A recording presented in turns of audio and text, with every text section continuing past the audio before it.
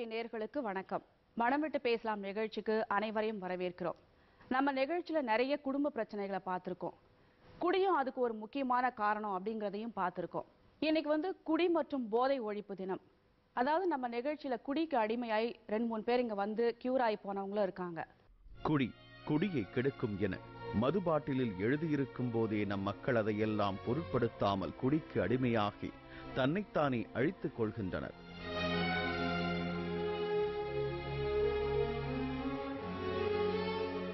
இதனால் தான் மட்டுமல்லாமல் தன்னை சார்ந்தவர்களும் பாதிக்கப்படுகின்றனர்.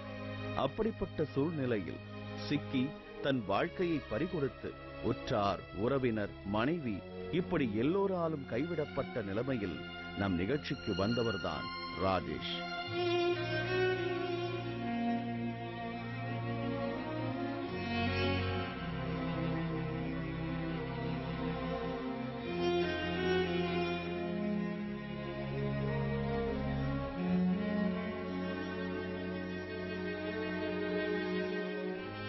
தினமும் காலை 5 மணிக்கு குடிக்க ஆரம்பித்தால் விடிய விடிய குடித்துவிட்டு குடிமயக்கத்தில் சாலையில் விழுந்து கிடப்பாராம்.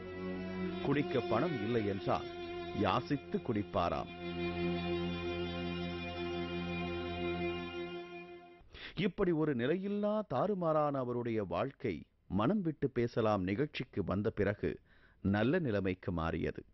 குடிப்பழக்கத்தில் இருந்து விடுபட்டார், குடும்பத்தோடு சேர்ந்தார், சமூகத்தில் நல்ல மனிதனாக வாழ ஆரம்பித்தார். இந்த மாற்றம் அவருடைய வாழ்வில் ஏற்பட காரணமாயிருந்ததற்காக கேப்டன் டிவியின் மனம் விட்டு பேசலாம் குழு பெருமை கொள்கிறது. நான் முதல்ல தேங்க்ஸ் கேப்டன் மீடியாக்காரங்க சொல்லுவேன். சாவர நிலைமை இருந்தா என்ன இட்டுன்னு வந்தீங்க, ட்ரீட்மெண்ட் கொடுத்து குழந்தை மாதிரி பார்த்துக்கண்ணா சாருங்க. நீங்க எல்லாம் இல்லைனாக்கா நான் இந்த நிலைமையில இருக்க மாட்டேன், இருந்துக்க மாட்டேன், எப்பயோ காலி ஆகிட்டு.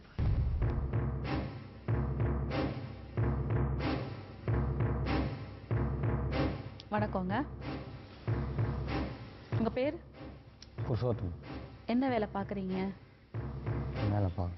என்ன வயசாகுது உங்களுக்கு? 6 மாசம் தான் 24 வயசு. பாருங்க, அடிச்சு துட்ட போடுங்க. உங்க அம்மாவை பாருங்க. புருஷோத்தமன், உங்க அம்மாவை பாருங்க. எவ்வளவு நாள் இதான் நட்டா சந்தோஷமா இருக்குல்ல? சரிங்களா? இப்போ அடிச்சு இவங்களை துட்ட பிடிச்சி வயசானவங்க எல்லாம் துட்டு பிராஞ்சி 1.5 கோடி 2 கோடி குடிச்சிட்டு உங்க அம்மாவை பார்த்து சரிங்க. காஞ்சி போன இட்லி ஹோட்டலு இட்லி 1 ரூபாய் இட்லி இவன் துணுபிட்டு வந்து நாங்க எல்லாம் சமைச்சு வச்சுங்கிறது கீழே கொட்டி விட்டுடுவான். இவன் வயிறு ரொம்பிச்சு தான் அந்த காஞ்சி போன இருக்குல்ல.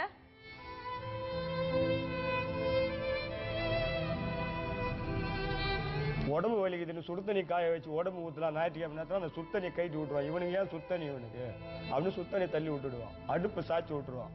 அடுப்பெல்லாம் ஓடிச்சுட்டான். அவன் 3 செங்கல் வச்சுதான் வச்சு சமையல் பண்றான். வாடகை இந்த வீட்டை கூட தெரிச்சு விட்டுட்டாங்க. இங்க வந்து கொட்டா போட்டு வீடு கட்டினாரு. இவனால இவன் பேச்சுதான் இவன் அந்த மாதிரி ஆள் தெரியுறான். பார்த்து அழகா இருக்கான். அவன் பண்ற அயோக்கிய தானோ அந்த மாதிரியான அயோக்கிய தான் இவன். ஒரு மனது ஏன்டா நல்ல புள்ளையாட்டம் அப்படியே அமைதியா கீழே குனிஞ்சிட்டு உட்கார்ந்துட்டு இருக்கீங்க. பேசுங்களா? இப்போ குடிக்கிறதுக்கு எங்க அம்மா காசு கொடுக்க மாட்டேங்கிறாங்க. சிங்கம் புலிய கூட நம்பிடலாம் மேடம். இவனை நம்ப அந்த என்ன பார்த்து சொல்லுங்க. உங்க அம்மா கிட்ட காசு கேட்பீங்கல்ல, இப்ப கேளுங்க பாப்போம். சித்திரவதைப்பட்டுங்கிற நாங்க இவங்கிட்ட லைசன்ஸ் எடுத்து கொடுத்தா நான் எல்லாரையும் பாப்போம். இது ஒண்ணுதான் லைசன்ஸ் நாங்க எடுத்து கொடுக்குறோம். அது ப்ராப்ளம் இல்ல. நாங்க லைசன்ஸ் எடுத்து கொடுக்கறதுக்கு ஏற்பாடு பண்றோம். ஆனா நீங்க குடிக்கிறத நிறுத்தணும். என்ன புருஷோத்தமன், எப்படி இருக்கீங்க? நல்லா இருக்கு மேடம். லாஸ்ட் டைம் வரும்போது நீங்க எப்படி இருந்தீங்க தெரியுமா? லுங்கி கட்டிக்கிட்டு ஒரு கான்பிடென்ட்டே இல்லாம எல்லாத்துக்கும் உங்க அப்பா அம்மாவை குறை சொல்லிக்கிட்டு எனக்கு லைசன்ஸ் எடுத்து கொடுக்கல இப்படிலாம் சொல்லிட்டு இருந்தீங்க. ஆனா இப்ப பாக்குறதுக்கு ரொம்ப நல்லா குணமாய் வந்திருக்கீங்க. ரொம்ப சந்தோஷமா இருக்கு உங்களை பாக்குறதுக்கு. ரொம்ப நன்றி. என்ன எப்படி சேஞ்சா, என்ன எப்படி ஃபீல் பண்றீங்க இப்ப? அதான் மேடம், வெளியே குடிச்சிருந்த காலத்துல பாத்தீங்கன்னா ரொம்ப கேவலப்பட்டேன். வீட்டுக்கு ரொம்ப டேமேஜ் கொடுத்தேன்.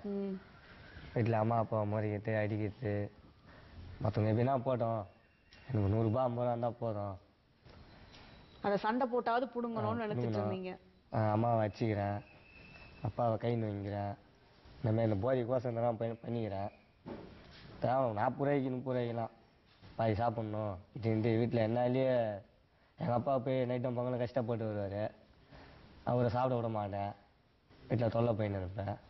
இதெல்லாம் ஒரு கேவலமாக வாங்கிட்டேன்.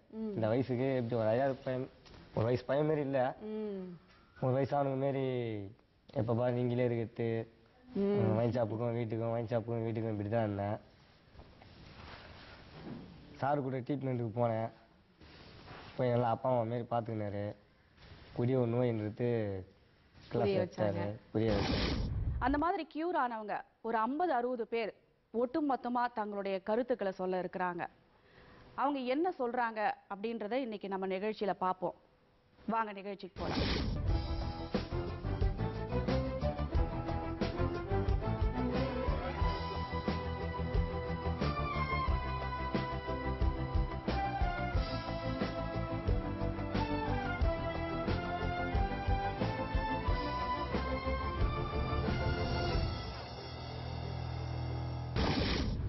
ஜீவன் கேர் சென்டர் மாங்காடு குடிபோதை மறுவாழ்வு மையத்திலிருந்து பிரசாத் பேசுகிறேன்.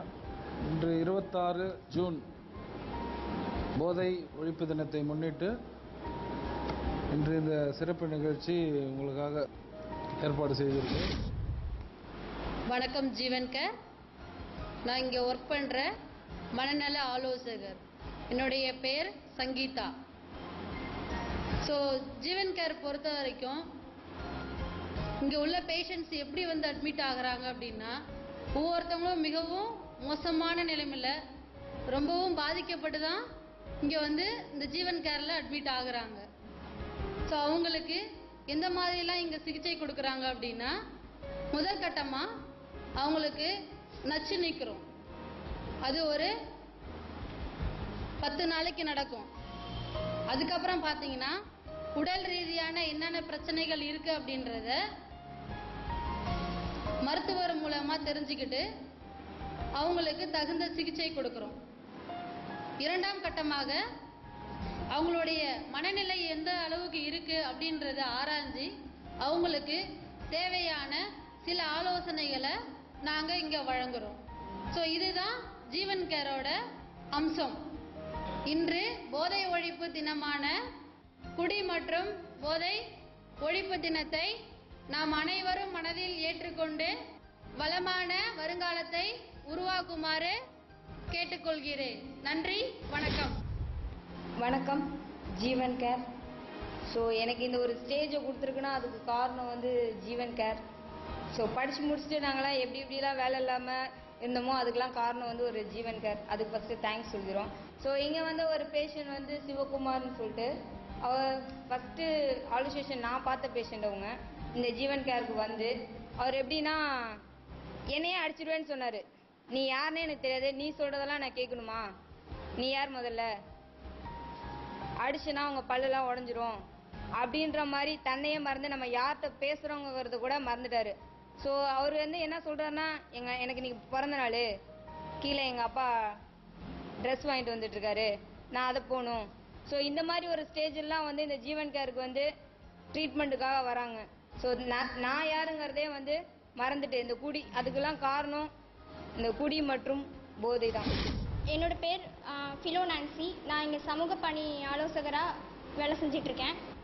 இங்கே வர எல்லா பேஷண்ட்டுக்கும் இங்கே வந்து டெய்லி ஷெட்யூல் இருக்கும். காலைல இத்தனை மணிக்கு எந்திரிச்சு என்னென்ன பண்ணணும், யோகா இந்த மாதிரிலாம் இங்கே சொல்லித்தராங்க.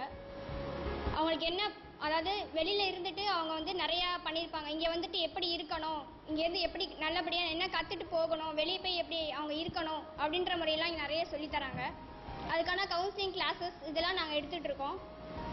ஸோ இதுலேருந்து அவங்க நிறைய தெரிஞ்சுக்கிட்டு நிறைய பேஷண்ட் இன்றைக்கி வந்து நல்ல முறையில் இங்கே வந்து ட்ரீட்மெண்ட் எடுத்துகிட்டு போய் இருக்காங்க.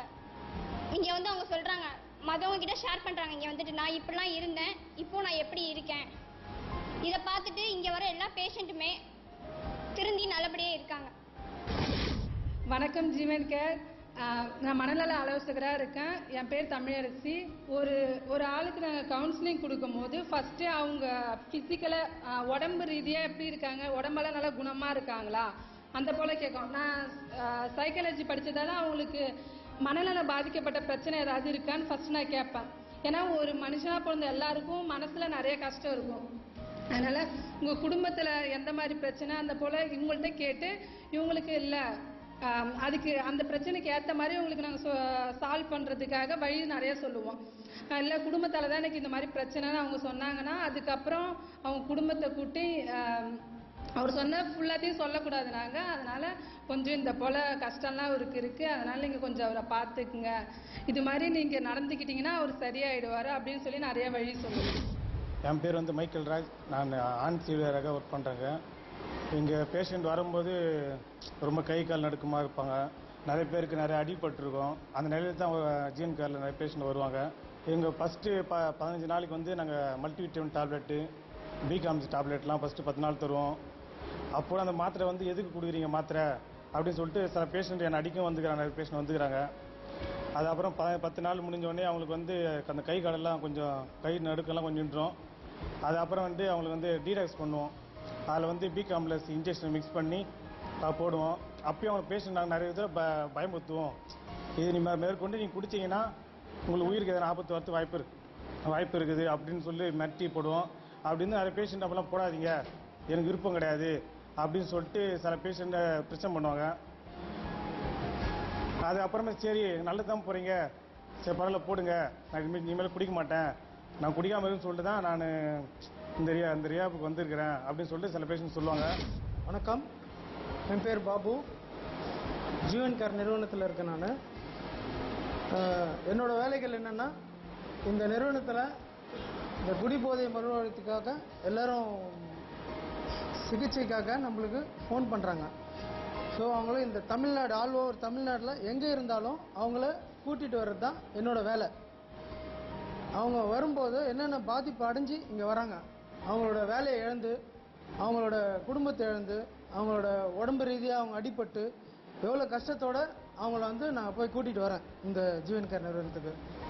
அங்கே வரும்போது மனச்சோர்வு கண்டிப்பாக இருக்கும் அவங்களுக்கு, உடல் வலிமை இல்லாமல் இருப்பாங்க, கண் பார்வை கம்மியாக இருக்கும் அவங்களுக்கு, உடம்பு ரீதியான நிறைய பிரச்சனைகள் இருக்கும் அவங்களுக்கு. ஆனால் வெறித்தனம் மட்டும் எக்கச்சக்கமாக இருக்கும் அவங்களுக்கு.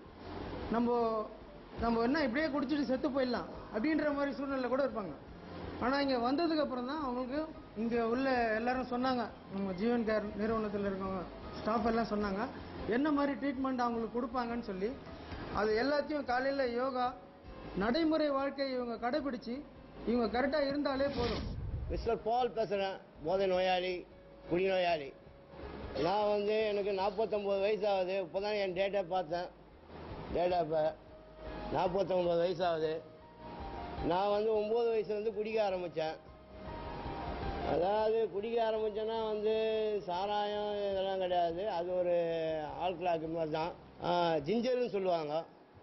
அது வந்து ஒரு அவுன்ஸ் வந்து 75 பைசா வாங்கின்னு வந்தா, விற்றா 1.25 ரூபா. ஒரு நாளைக்கு ஒரு அவுன்ஸ் அடிப்பேன். அதாவது வாங்கின்னு வருவோம், சூழ்நிலேருந்து வாங்கின்னு வந்து அடிப்போம்.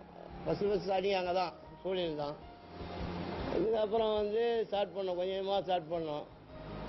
ஸ்கூலுக்கு எவ்வளோ அனுப்பிச்சாங்க, நான் படிக்கலை. இன்னும் கூட எனக்கு படிக்க தெரியாது. கடவுள் எவ்வளோ எந்த ஸ்கூல்லாம் அனுப்பிச்சாங்க, வாழைஜாபத்தில் அனுப்பிச்சாங்க, நான் படிக்கலை. அங்கே வந்து ஹாஸ்டல்லேருந்து வாஜார் ஹாஸ்டல்லாம் ஓடியான்ட்டேன் பிள்ளைல. அதுக்கப்புறம் வந்து பொறுக்க சின்னதோட நட்பு பயங்கரமான எல்லாம் சின்னதும் இந்த சருகு அடியம் வச்சேன். ஜிஞ்சர்லேருந்து ஸ்டார்ட் பண்ணேன். அதுக்கப்புறம் ஓவனா கெஞ்சா. நான் வீட்டுக்கு அடங்க மாட்டேன், யாருக்குமே அடங்க மாட்டேன், கடவுளுக்கும் அடங்க மாட்டேன், யாருக்கும் அடங்க மாட்டேன். அப்படியாப்பட்ட ஆள் நான். பார்க்கறதுக்கு தான் இப்படி இருக்கிறேன்னு நினச்சிக்காதீங்க. ஆனால் பயங்கரமான ஆள் நான். வந்து இப்போ கூட நான் ரெக்கவரிலேருந்து கூட சில மாற்றங்கள் மாறணும்னு தான் ஒரு ஆசை. அதை லாஸ்ட் முடியல சொல்கிறேன். பெத்த தாயெல்லாம் வந்து எனக்கு வந்து நான் வெள்ளாட்டு கறி தான் சாப்பிடுவேன். உச்சிட்டா எனக்கு வெள்ளாட்டு கறி தான். அப்போல்லாம் மூளை வந்து 1.25 ரூபா ஆட்டுடைய மூளை. அந்த மூளை இல்லைன்னா சட்டிப்பானெல்லாம் பிறக்கும். இன்றைக்கி மற்றவங்க தாயை பார்க்கும்போது என் கண்ணில் தண்ணீர் தான் வருது. இது வந்து எனக்கு வந்து ஒவ்வொன்று நினைக்கும் போதெல்லாம் எல்லா இதுவும் போயிட்டேன். ஜெயிலுக்கும் போயாச்சு, எல்லாம் போயாச்சு. ஓப்பன் டைப்பாக சொல்கிறேன், 18 வாட்டி ஜெயிலுக்கு போயிட்டு வந்தேன். சபரிமலைக்கு 14 வாட்டி போகிற மாரி ஜெயிலுக்கு 18 வாட்டி போயிட்டு வந்தேன். அதாவது இப்போ நான் 2010 வந்தேன் ட்ரீட்மெண்ட் எடுக்க. என்னடா அவனுங்க யாரா அவனுங்க ஒரே இது பண்ணுறானுங்க, ஏன்னா ஐட்டங்காரன் போகுது, ரவுடி பசங்க தான் தீங்கு போகிறானு போகுது நினச்சிக்கின வண்டியில் சரியான சீனு போட்டேன். மசியில் 4 பேர்கிட்ட என்னை வந்து அட்டாக் பண்ணோன்னா என்ன ஆச்சு, நானும் பேஜார என்னால் முடியல. ஏன்னா தொடர்ந்து 1 வாரமாக போதை பண்ணின்னு தான் இருக்கிறேன். ஆனால் சாவர கண்டிஷன் தான். நான் வந்தது எனக்கே தெரியாது, என்னுடைய சிடியை பார்த்தா தான் உங்களுக்கு எல்லாமே தெரியும். பயங்கரமாக இருப்பேன் அந்த சிடியில். அவன் தானா இவனா அப்படின்னு நீங்க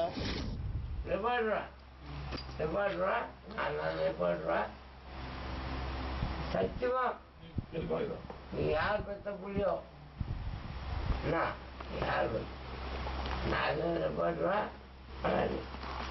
இந்த காலுக்கு என்ன ஆர்வம் மாட்டேன். டாக்டர் வராங்க. என்னாச்சு அந்த கால் எப்படி ஆச்சு?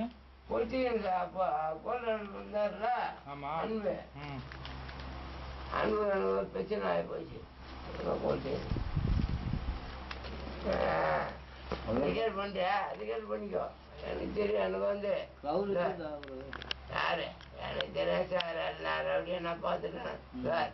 கொச்சிப்பா பெருமாள் புல்லு விட முடியும். உப்புமா சாப்பிட்றியா? உப்புமா உப்புமா சாப்பிடலாம் சார். நீங்கள் அன்பாக கொடுத்தா எதுவும் சாப்பிடலாம். ஆனால் விஷம் கொடுக்க முடியல. விஷம் கொடுத்தா கூட செத்துக்கலாம். விஷம் கொடுத்தா கூட கொஞ்சம். ஆனால் செத்து போனால் 1 நிமிஷம் ஆகாது. ஒரு செத்து போகலாம். பக்கெட்டில் வச்சு கூட செத்து போகலாம். எப்படி எப்படி பக்கெட்டில் வச்சு கூட செத்து போகலாம். வயிற்றுலாம் வச்சு ஒரே அடி வயிறு வச்சிங்கன்னா வச்சுன்னு சாப்பிடலாம். சாவு நம்ம தேய்ச்சினா சாவு போகணும்.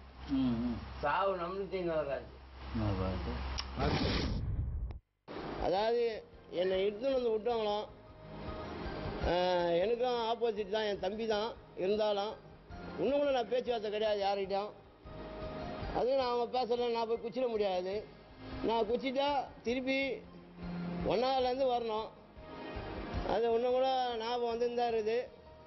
ஆனால் அதை வந்து நான் பழசை நான் நினச்சி பார்க்கணும். நான் எப்படி இருந்தேன், குடிக்கும்போது நான் எப்படி இருந்தேன், அந்த நிலைமையை நான் திருப்பி போகணுமா? வேணாம். ஒரு வாழ்க்கை ஒன்று கொடுத்துக்கிறாங்க, அது வந்து எதிர்பார்ப்பது கிடைக்காதுன்றாங்க. அது உண்மையிலே நிறைவேறிச்சு, ஒவ்வொன்றும் நிறைவேறிச்சு. ஆனால் யார் யாருக்கு என்னென்ற கொடுப்பனன்றது கரெக்டாக வந்தது. ஏதோ என் வாழ்க்கை ஓடிடுது. ஒன்றுங்களோ இன்றைக்கி வந்து நல்ல வாழ்க்கை வாழறேன். வாரத்துக்கு ஒரு வாட்டி வீட்டுக்கு அனுப்புகிறாங்க. பொண்டாட்டி கையால் சாப்பிட்றேன். சாப்பிட்டுட்டு வரேன். அது ஒரு நாள் ரெஸ்ட்டு, நிம்மதியாக இருக்கிறேன். கடவுள் யாராக எல்லாருக்கும் நன்றி தெரிவிக்கிறேன். ஏன்னா அந்தளவு ஒரு கண்டிஷனில் உள்ளே வந்தேன். நீங்கள் இந்த இடத்துல இப்போ நின்று பேசுறதை பார்த்தா எனக்கே ஆச்சரியமாக இருக்குது. எவ்வளோ டேமேஜ் கொடுத்துக்கிறேன், எவ்வளோ பொருள் எடுத்து விற்றுக்கிறேன். குடி அந்த போதைக்காக பக்கத்து வீட்டிலலாம் போய் திருடுவேன். அந்த மாதிரிலாம் பண்ணேன் நான். அதாவது கஞ்சா, ஸ்டஃப்பு, டேப்லெட்டு, சிரப்பு, அந்த மாதிரி வந்து பல விதமான போதையெல்லாம் வந்து யூஸ் பண்ணியிருக்கேன்.